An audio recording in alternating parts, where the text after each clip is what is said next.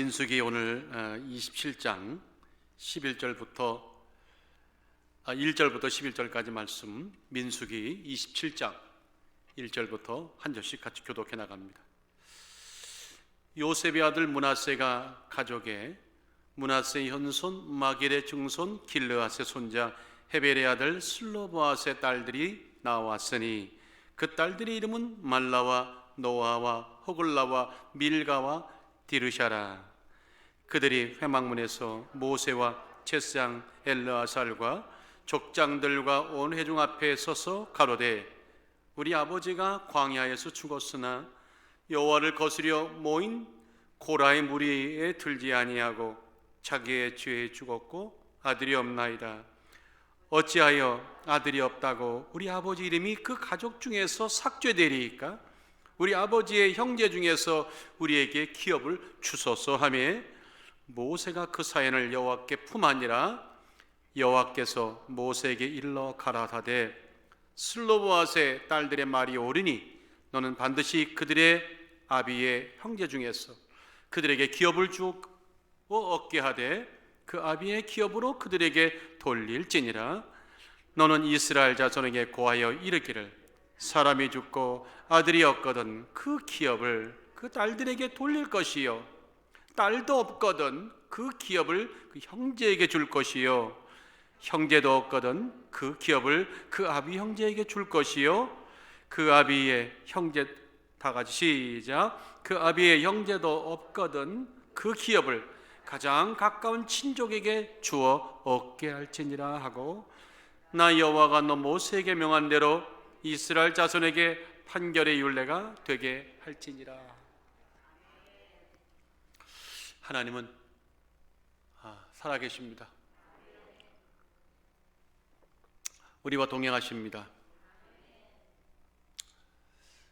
오늘 2월 첫 주일인데 영적으로 보면 오늘이 첫날이죠. 한 모든 상황들이 속에서도 끝까지 승리하는 여러분에게 은총이 있기를 주의 이름으로 축원합니다. 종종 인생이 사막과 같다는 말을 우리는 하죠. 인생이 사막 같다. 왜 그런 말을 할까요? 인생과 사막일 공통점이 너무 많습니다. 닮은 꼴이 있기 때문에 그렇습니다. 여러분들, 사막이 어떤 곳입니까? 길이 없는 곳이죠. 막막한 곳입니다. 갈증으로 목말라 하는 여행객들에게 정말 당황스럽게 만드는 곳입니다. 불쑥불쑥 나타나는 것은 실체 없는 신기루만이 그 모습을 보이는 것이 광야입니다.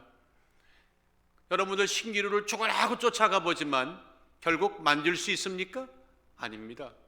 허상입니다. 사지에 빠뜨리는 허상에 불과합니다. 사막은 그 정도가 아니죠. 때때로 부는 사막의 폭풍우들이 얼마나 많은 사막의 모래 언덕을 만들고 또 사라지게 만들고 요지경인지 모릅니다. 한마디로 미궁의 장소가 사막이라고 해도 과언이 아닙니다. 인생이 흡사 그런 사막과 같습니다.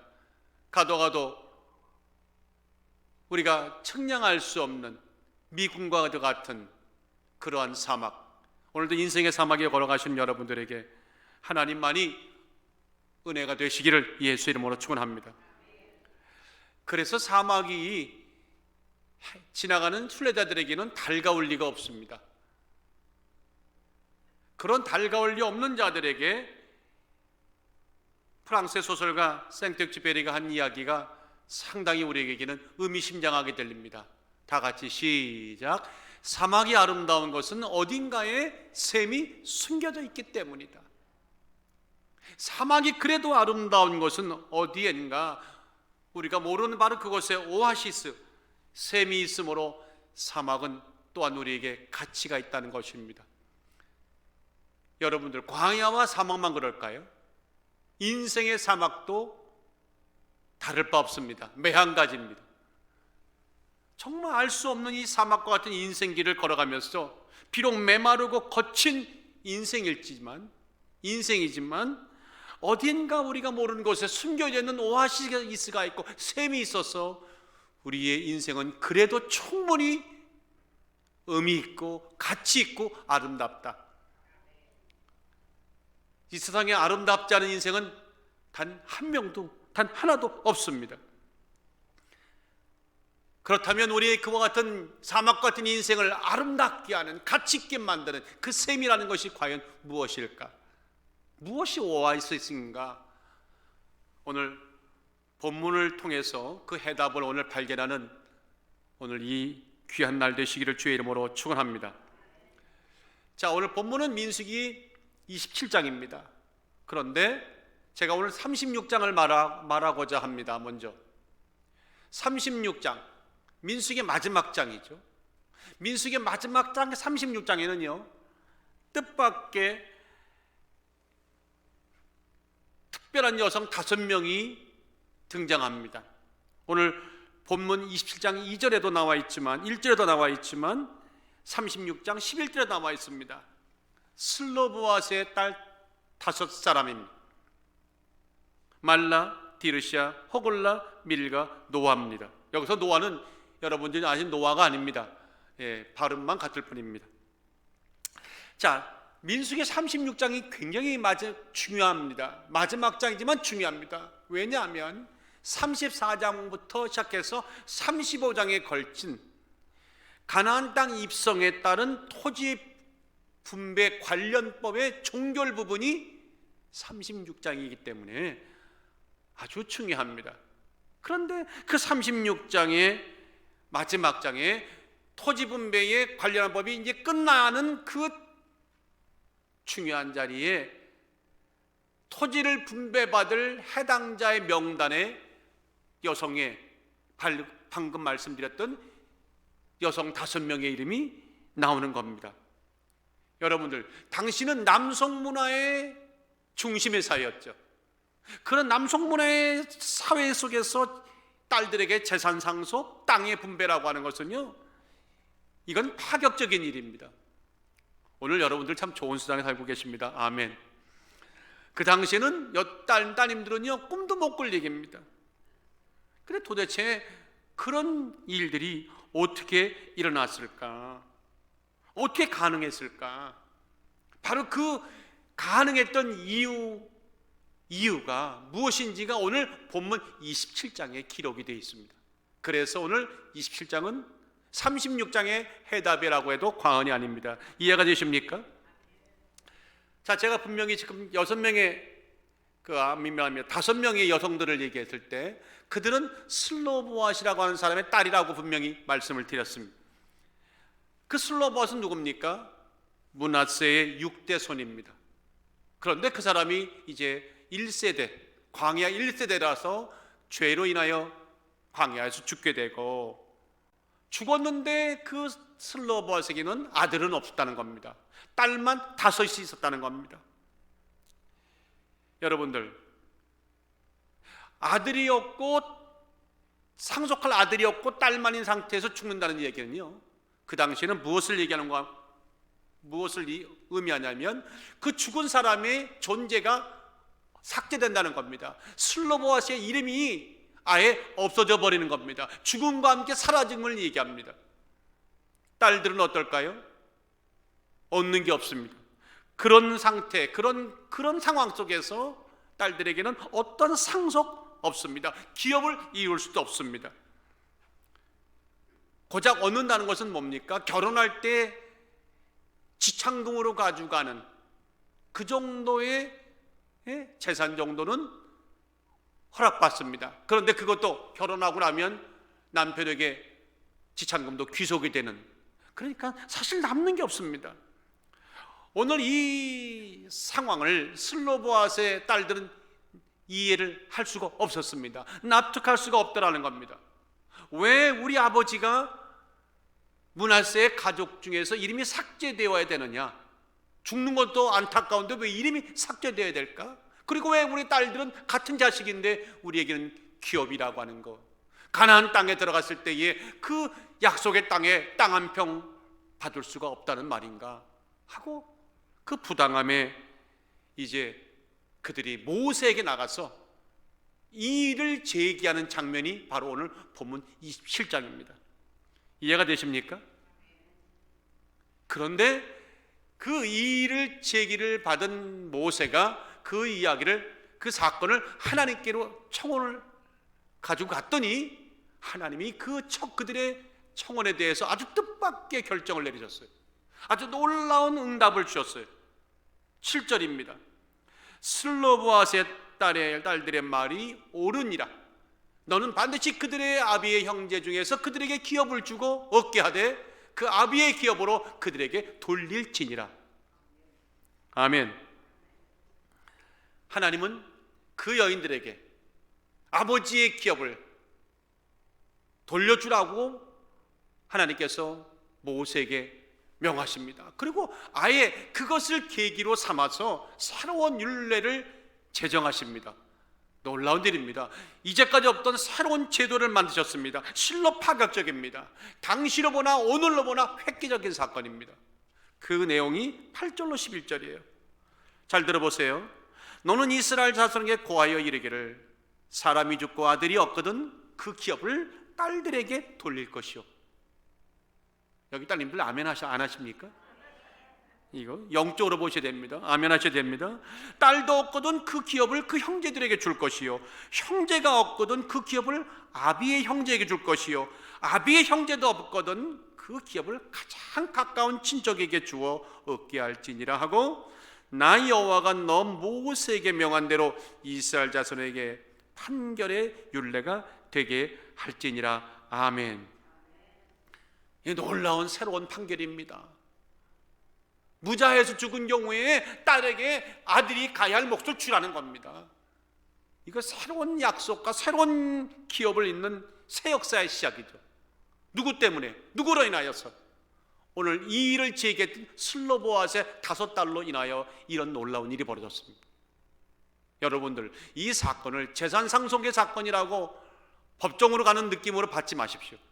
여기 안에는 우리 인생을 아름답게 만드는, 사막과 같은 인생을 아름답게 만드는 영적인 비밀이 무엇인가를 밝히는 계시적인 의미가 있습니다.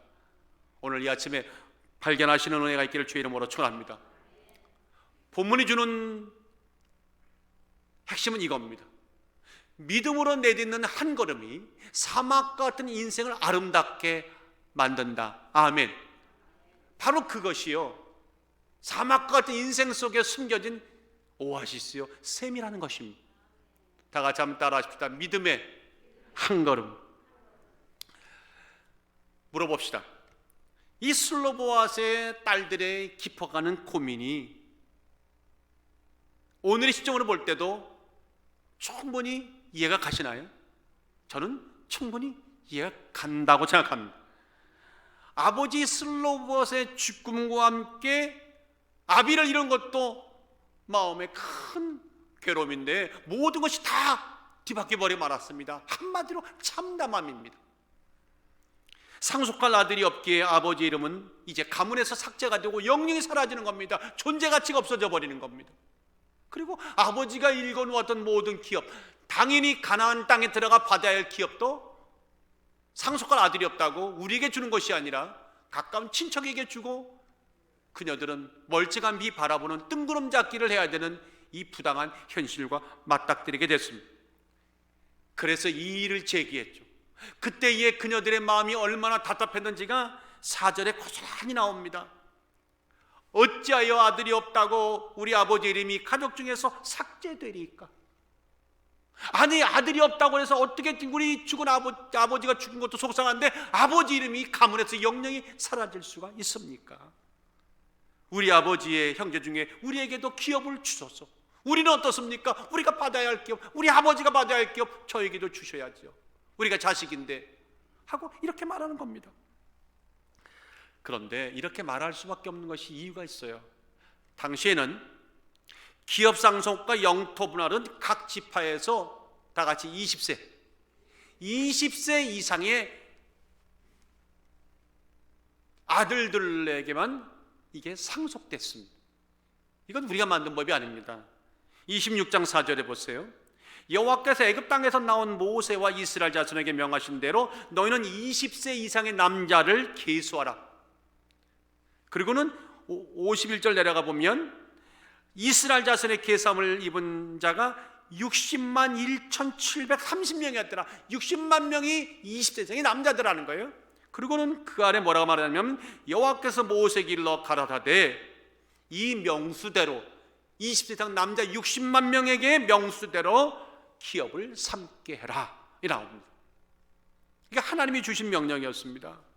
이 법입니다. 그렇다면 보세요. 슬로 아버지 죽었죠? 죽었어요. 아들이 없습니다.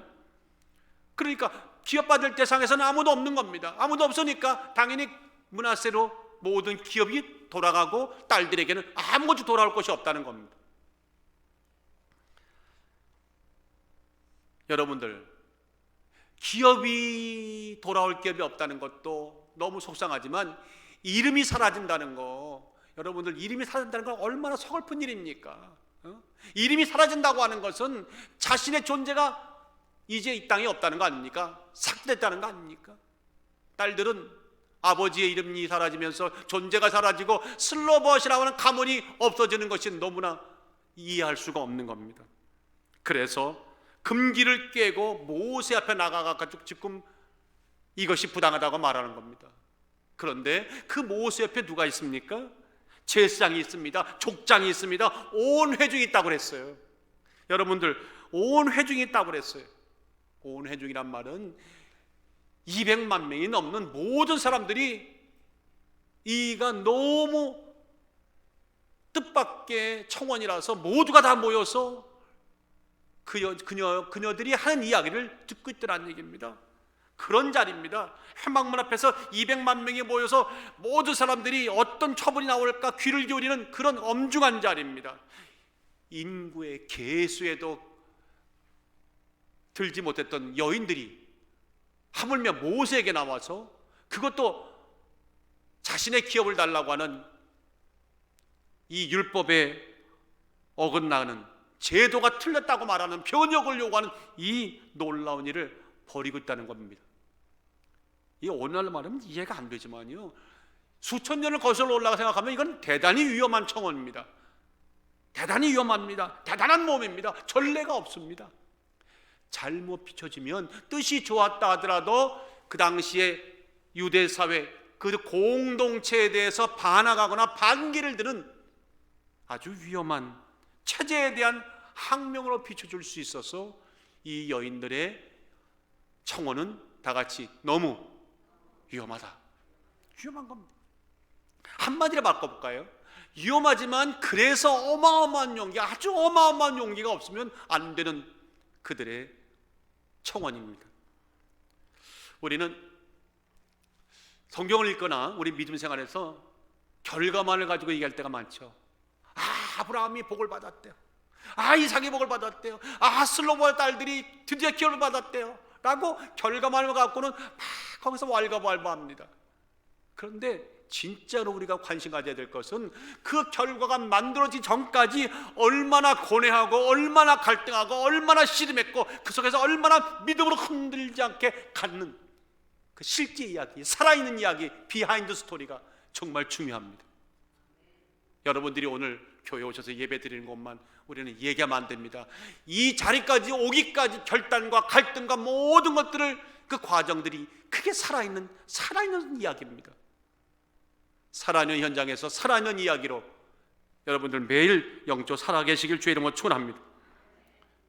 그때에 사막과 같은 인생, 광야 같은 인생을 아름답게 만드는 셈의 원천, 셈이 뭐냐? 그 한 걸음입니다. 바로 한 걸음입니다. 남들이 아니라고 말하고 남들 생각도 안 했던 그 한 걸음, 역사의 한 걸음, 어찌 보면 몰매 맞을 한 걸음이었죠. 그러나 그 한 걸음이요, 세상을 바꾸고 나를 바꾸고 하나님의 역사를 가져오는 줄 믿습니다. 7절에 다시 한번 읽어볼까요? 하나님이 말씀하는 거예요. 슬로보아스 딸들이 말이 옳으니, 하나님이 본인께서 자신께서 주어진 율법을 제껴놓고 그녀들의 말이 옳았다. 이거 놀라운 일 아닙니까? 근데 이 말이 옳다는 말이 히브리 말로 캔이란 말인데, 캔이란 말은 you're right, 그게 아닙니다. upright입니다. 의롭다는 얘기입니다. 여러분들 참 지혜로우신 분이니까 이제 감 잡으실 거예요. 그 슬로바의 5명의 딸들이 청혼이 그거 듣고 보니까 상식적이네, 옳으네, 그 얘기가 아닙니다. 그녀의 말이 의로웠다는 겁니다. 하나님 보시기에 의로웠다는 겁니다. 이 굉장히 달라요. 의미가 달라요. 하나님의 마지막 그들 향하는 칭찬은 옳다는 것이 아니라 영적으로 옳았다, 의롭다고 이렇게 말씀하시는, 이건 어마어마한 칭찬입니다. 여인들에게 그 상황 속에서 하나님이 만드신 율례에 대해서 하나님의 스스로가 보다 그녀의 말이 옳았다고 말씀하신 이 장면은요, 이건 이제까지 경험해보지 못한 이야기들입니다. 근데요, 우리는 이런 대단한 칭찬을 보면서 이런 의문점이 생기지 않습니까? 그날 하나님이 칭찬하신 것은, 그녀들 칭찬하신 것은 단지 이제까지는 어떤 요인도 제기하지 않았던, 왜 딸들이 자식이 아닙니까? 왜 딸들에게 경제권 확보 안 하십니까? 왜 딸들에게 재산 상속권 허락 안 하십니까? 그것을, 이 일을 제기했던 그 용감함, 그 용기 있는 행동을 칭찬하시는 거 아닙니까? 라고 우리가 의문을 가질 수 있잖아요. 그런데 그런 쾌거를 칭찬하거나 그런 쾌거를 클로즈업하는 것이 아닙니다. 더 본질적인, 더 밑바닥에 있는, 더 표면적인 있는 것 말고 아주 밑바닥에 있는 저변에 있는 큰 그림을 하나님은 보시고 너는 참으로 의롭다, 이렇게 말씀하시는 겁니다. 도대체 그것이 뭘까? 여러분들 한번 주목해 보세요. 도대체 이 사건이, 이 여인들의 이 청혼이 언제 어디서 일어난 겁니까? 어디서입니까? 가나안 땅에 들어가서 지금 청혼을 하고 있는 겁니까? 가나안 땅 들어가기 전에 모압 평지에 스틸 광야에서 있으면서 이 얘기를 하는 겁니까? 전자입니까? 후자입니까? 후자입니다. 즉 가나안 땅 들어가지도 않았어요. 땅 분배도 안 했어요. 그리고 시기적으로는 언제입니까? 가나안 땅 입성 직전 제2차 인구 조사가 끝난 뒤에 이 사건이 벌어졌다는 겁니다. 그래서 오늘 민수기 30장 13절에는 이렇게 말씀합니다. 이는 여리고 맞은편 요단간 모압 평지에서 여호와께서 모세로 이스라엘 자손에게 명하신 명령과 규례니라. 목사님, 그게 뭐가 이렇게 중요합니까? 아주 중요합니다. 이 말을 바꿔 얘기할까요? 지금 이 여인들의 관심사는 쉽게 말하면 돈, 물질, 땅 분배, 재산, 이게 아니라는 겁니다. 더 영적이라는 겁니다.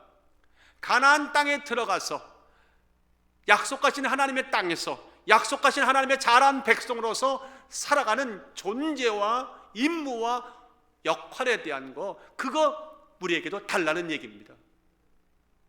이해가 되시면 아멘. 한마디로 하나님의 백성답게 살고 싶다는 겁니다. 영적으로 볼까요? 오늘날을 볼까요? 오늘날 말하면 하나님 나라를 위하여, 하나님 나라 사명을 위하여 믿는 자들이 어떤 사명, 어떤 목적, 어떤 역할로 살아야 할지, 이거 내게 놓치지 않겠다고 하는, 이거 저에게 주십사 하는 믿음의 청원입니다.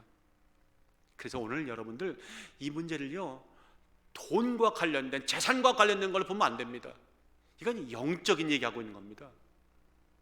아무쪼록 이 아침에 세상에서 살면서 우리가 넘어질 수 있지만 영적인 것은 놓치지 않고 꼭 잡을 수 있는 용기와 결단과 담대함이 있기를 주 예수 이름으로 축원합니다.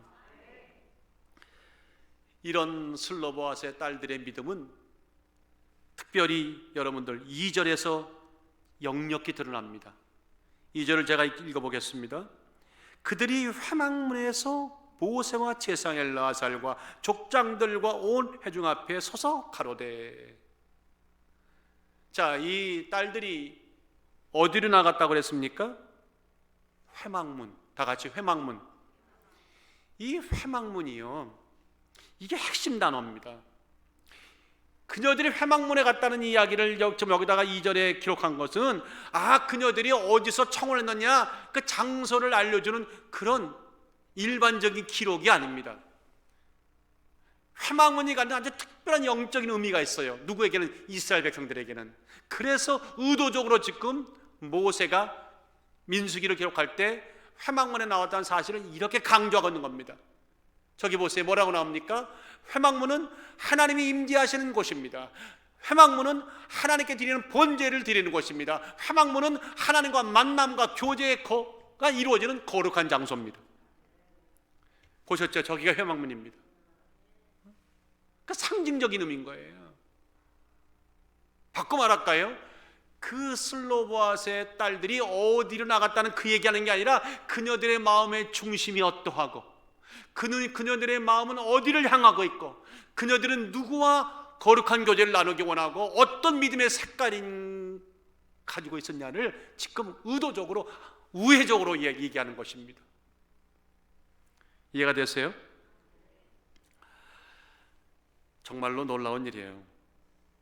그래서 여러분들 믿음의 사람들은요 항상 회막문을 떠나지 않았잖아요. 항상 회막문 중심에 살았어요. 제 주장이라고요? 아닙니다. 출애굽기 29장 42절에 이렇게 나옵니다. 이는 너희가 대대로 여호와 앞 회막문에서 드릴 번제니라. 너희는 대대로 여호와 앞, 회막문이 여호와 앞인 겁니다. 회막문에서 드릴 번제라. 내가 거기서 너희와 만나고 내게 말하리라.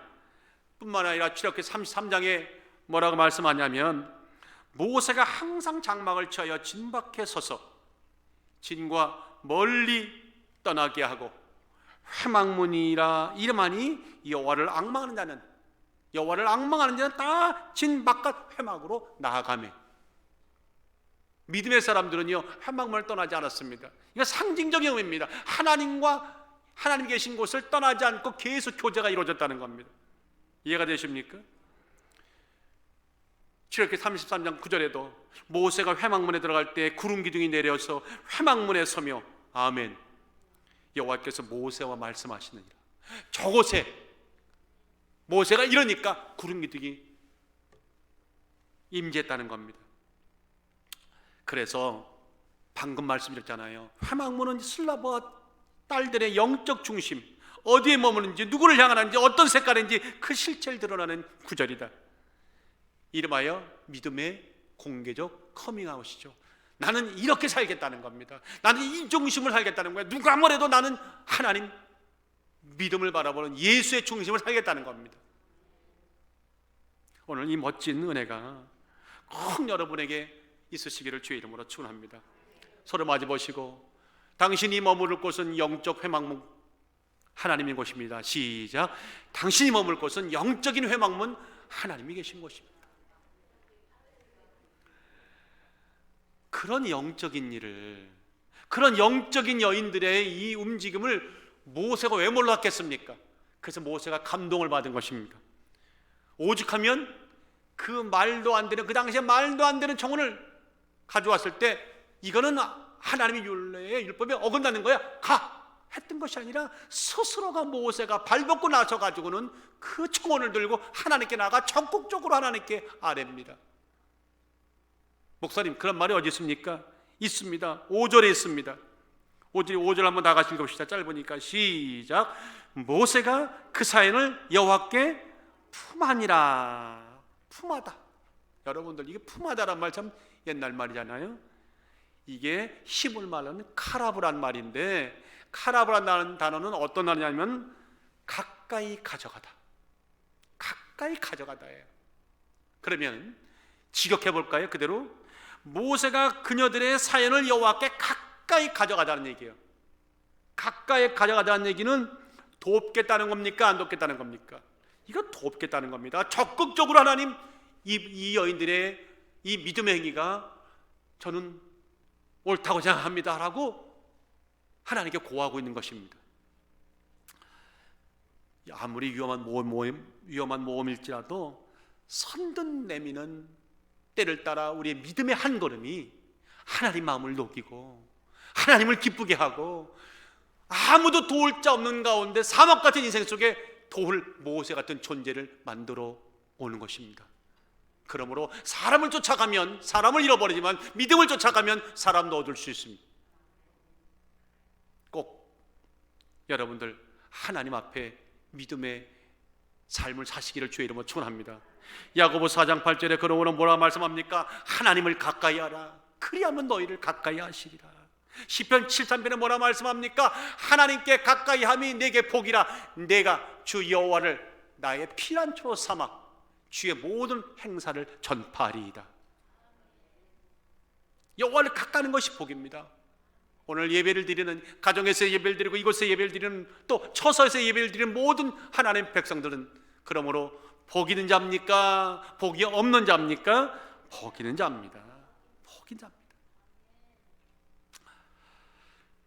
일본의 궁궐 얘기를 좀 해봐야겠네요. 저기는 일본 궁궐 아닙니다. 제가 일본 궁궐 오늘 일부러 안 올리고 우리 조선의 궁궐을 올려놨는데, 일본의 궁궐을 짓는 궁목수들이 있습니다. 이 궁목수들에게 내려오는 아주 유명한 격언이 바로 저겁니다. 나무를 사지 말고 산을 사라. 참 말이 좀 의아스럽죠? 무슨 말인가 하면, 궁을 지을 때 궁목수들에게는 이런 지식이 있어요. 자, 같은 종류의 나무라도 어느 곳에 자라느냐에 따라 가지고요 나무의 재질이 다르다는 겁니다. 가령 예를 든다면 산봉우리냐 산비탈이냐 산등석이냐 계곡이냐 남향이냐 북향이냐 똑같은 나무예요. 똑같은 제목이에요. 똑같은 목재예요. 그런데 자라나는 그 자리마다 목재가 달라요. 여기서 특별히 궁궐을 지을 때 그 짓는 나무들이 기둥으로 쓸 거냐 아니면 처마로 쓸 거냐 석가래를 쓸 거냐 보를 쓸 거냐에 따라 그 쓰임새에 따라 가지고 목재의 자질이 요구가 되는데, 이 두 얘기를 합쳐보면은 같은 나무일지라도 어떤 장소에서 자라나냐에 따라서 그 목재가 석가래를 쓰일지 보를 쓰일지가 결정된다는 거예요. 그래서 궁목수들은 가장 좋은 목재를 가장 적합한 곳에 궁궐에 목재 쓰려면 아예 나무를 사지 말고 산을 통째로 사라는 거예요. 아멘 안 하시잖아요. 이건 아멘 할 수가 없어요. 궁궐 하나 짓겠다고 산을 산다는 말입니까? 참 어처구니 없는 얘기죠. 이해가 안 되는 얘기죠. 어리석은 얘기죠. 무모한 얘기죠. 그러나 정말로 기억에 남을 만한, 역사에 남을 만한 궁궐을 지으려면 산을 사서 마음껏 자기가 원하는 목재를 어디든지 갖다 쓰는 것이 가장 베스트 웨이, 첩경이라는 것이죠. 자, 이 얘기를 제가 왜 말씀을 드리는가 하면, 우리가 인생을 살아가면서요 하나님 때때로 납득이 안 되는, 나도 납득이 안 되는 명령을 주실 때가 있죠. 저희도 이해가 안 되는 길로 우리를 몰아넣으실 때가 있죠. 얼마나 당황하셨습니까? 아브라함만 당황했나요? 100세 얻은 아들 달라고 할 때 아브라함만 당황했어요? 여러분들도 나도 수많은, 지금도 오늘도 겪고 있어요. 납득이 안 되는 모든 상황들이 몰려올 때 우리는 나무를 살까 산을 살까? 그저 나무, 내가 원하는 나무 몇 그루 사서 현실에 필요한 나무, 현실에 필요한 대책 가지고 근근히 사는 게 편안하지, 그 엄청난 산을 내가 무슨 죄를 산다는 거예요. 그건 너무나 큰 모험이다 하고 뒤로 물러갈 때가 다반사한 겁니다. 그때에 바로 그 순간에 믿음의 사람과 세상의 사람의 경륜이 다르고 길이 다른 거죠.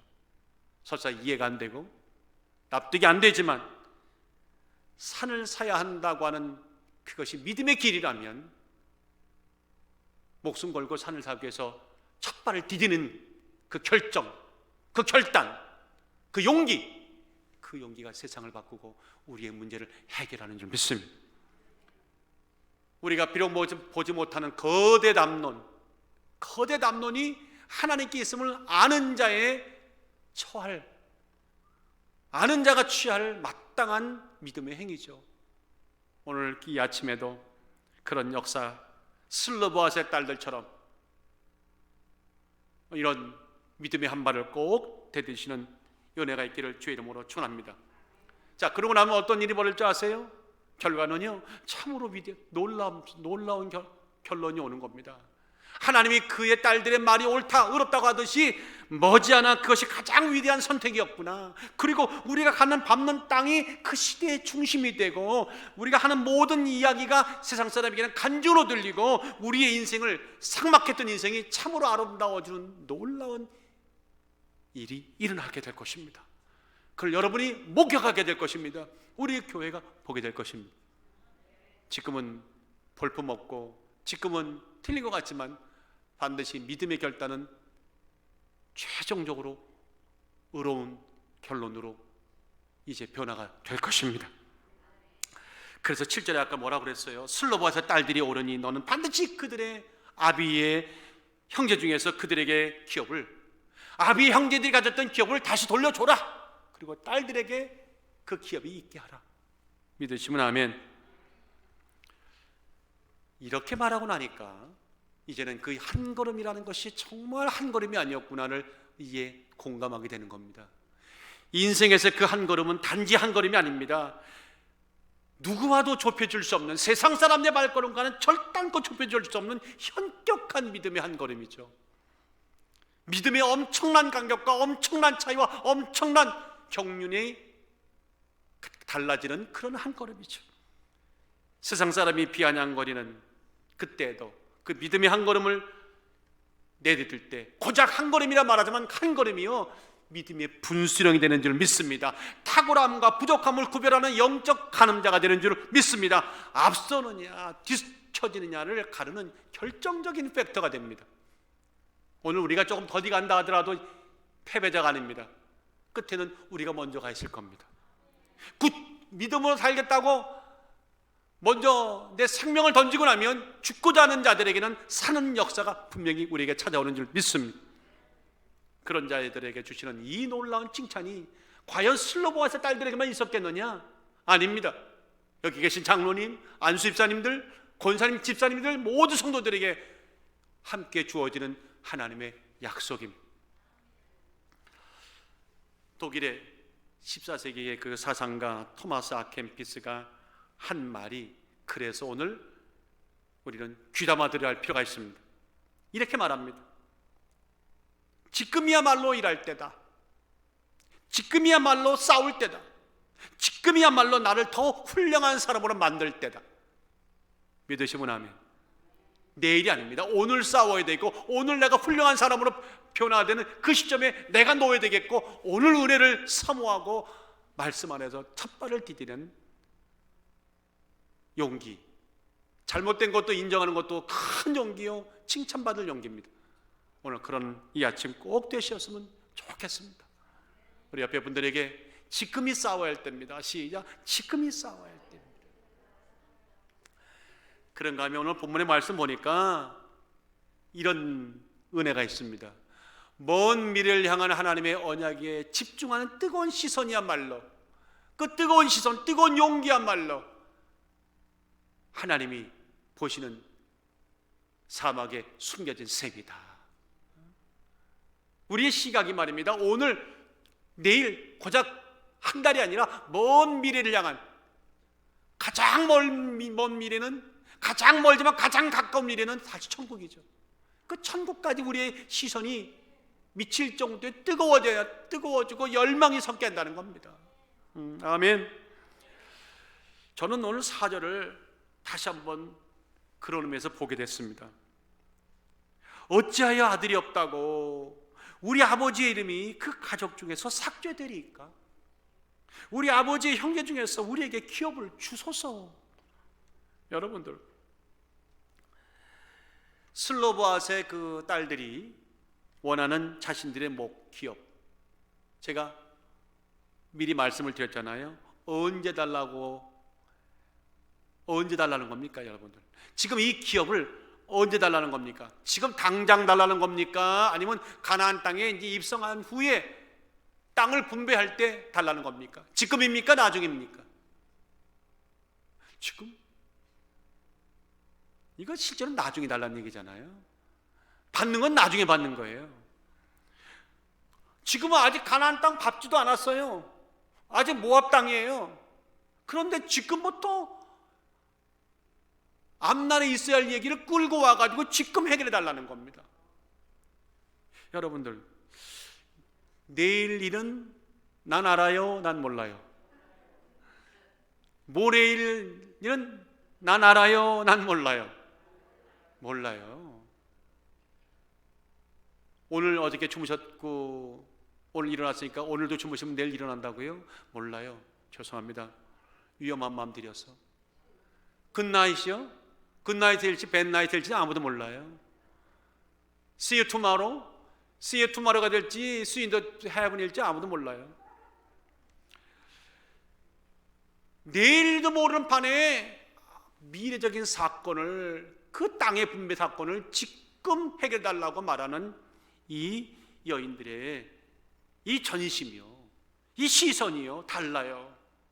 우리는 코앞에 일만 갖고 막 가슴 아파하고 울고불고 하는데, 적어도 이 딸들은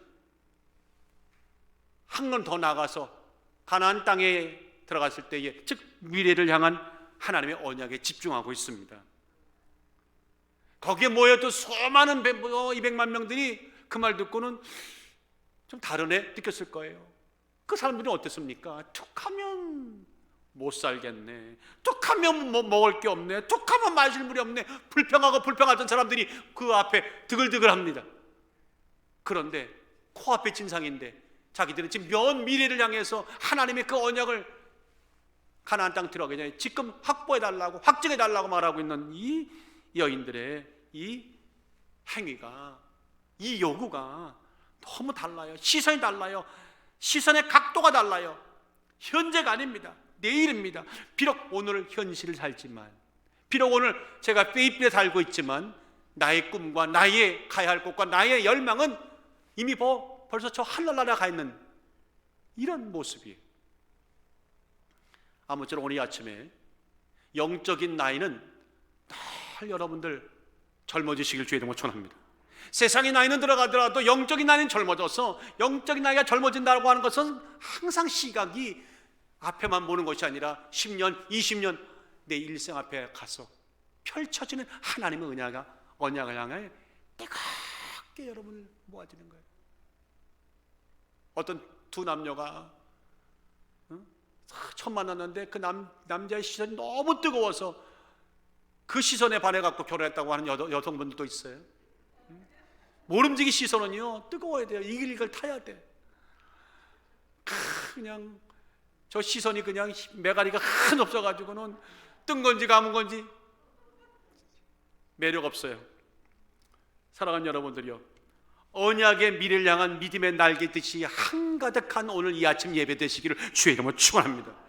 그래서 11장 11절 뭐라 말합니까? 믿음은 바라는 것들의 실상이요, 보지 못한 것들의 증거니, 보지 않았지만 현재를 받아들이는 이 먼 시선, 믿음의 시선을 갖다가 보긴 나니 선진들도 이로써 증거를 얻었다, 이렇게 말하잖아요. 미래를 준비하는 그녀들의 믿음의 지혜가 아주 돋보입니다. 눈길을 끕니다. 그러면서 오늘 저를 돌아봤습니다. 우리는 지금 얼만큼 시야가 가 있습니까? 여러분들 시야는 지금 얼만큼 가 있습니까? 100m입니까? 200m입니까? 시간으로 보면 오늘입니까? 내일입니까? 아무쪼록 먼 각도까지 믿음으로 잡아당기실 수 있는 은혜가 있기를 주의 이름으로 축원합니다. 축복된 미래를 위한 태도와 자세가 있으니까 이 여인들은요 작은 거 하나 흘리지 않아요.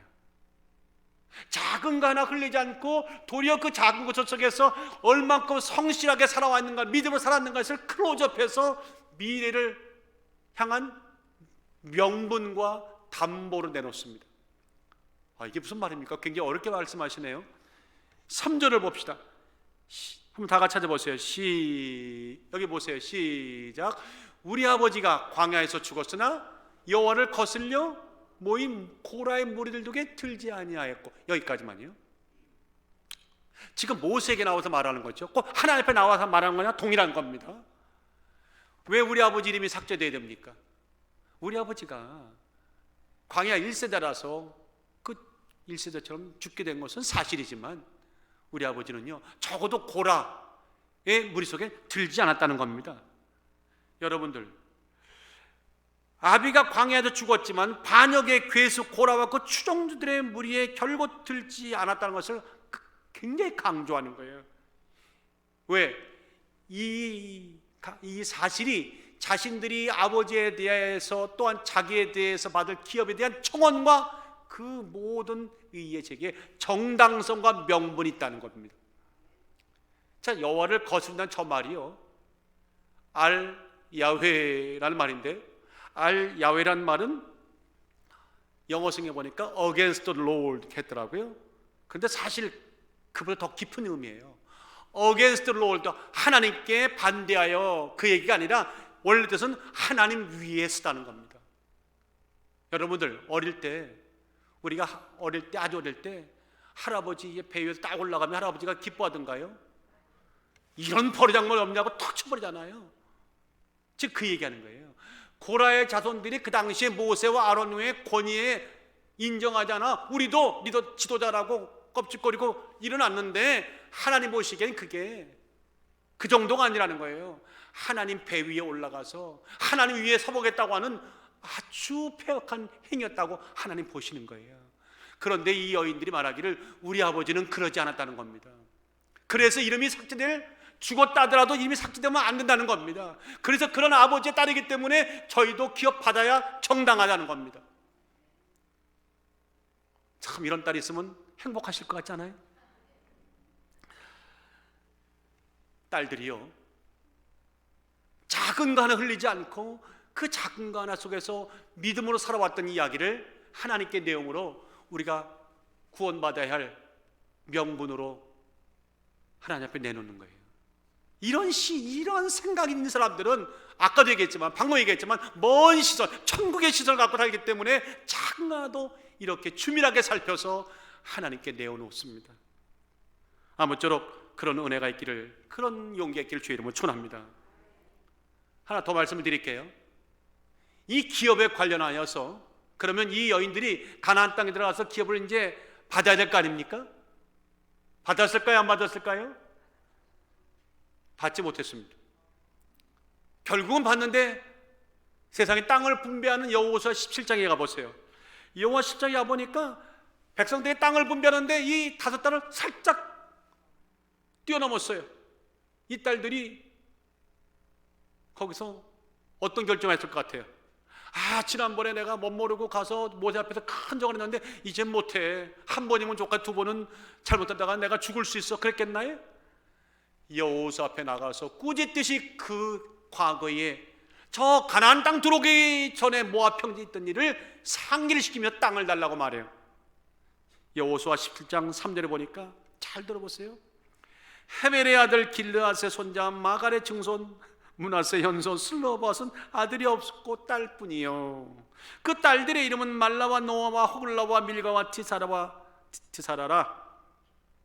그들이 제사장 엘라살과 눈의 아들 여호수아와 방백들 앞에 나와서 말하기를, 어쩌면 모세 때 똑같은 방법입니다. 똑같이 나가 말하기를, 여호와께서 모세에게 명하사 우리 형제 중에 우리에게 기업을 주라 하셨다 하매, 하나님이 그 기업을 주라고 했는데 왜 안 주는 겁니다. 정말 여호와의 명령을 따라 그랬더니 어떤 결과가 나왔어요? 그들이 아차 싶어서, 성경엔 없지만 저는 그렇게 분명히 믿습니다. 제가 깜빡했다고 사죄하고 용서를 구하고, 그 다음에 뭐라고요?